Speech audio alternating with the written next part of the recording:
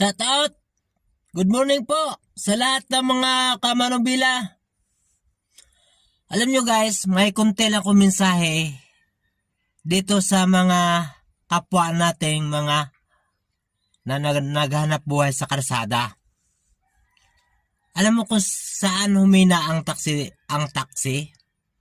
Dahilan din sa kapwa nating mga taxi drivers na mga barumbado. Tulad ng yung nag-viral ngayon na galing sa Terminal 3 na papuntang Terminal 2, 1,200 ang siningil. At hindi lang yan ha, mayroon pang sunundan nun, akala natin yun lang.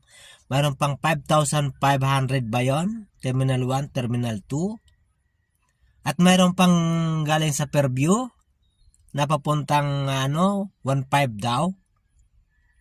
Alam nyo mga bro, no, kaya humina ang taxi dahil sa kagawa ninyo mga taxi driver na iba dyan. Nadadamay ang mga ibang mga matitinong mga taxi driver. Kayo ay mga barumbado at kawatan, mga gago kayo, no? Kayo ang mismo nagpapahina sa taxi.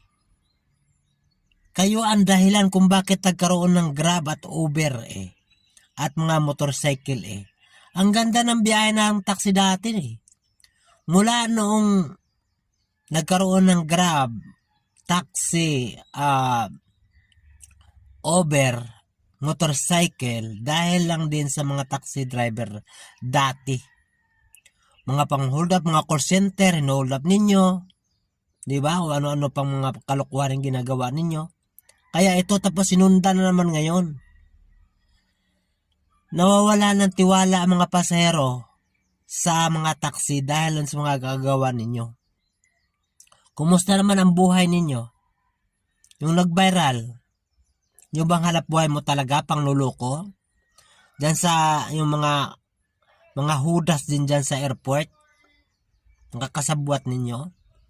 Ang dami-dami pa rin nadadamay sa mga kagagawa ninyo Ang dami mga matitinong driver na dadamay sa inyo Ang dami mga taxi na company na dadamay sa inyo Ang inyong mga kagaguhan, mga kawatan, kayo, mga hudas kayo. Ha?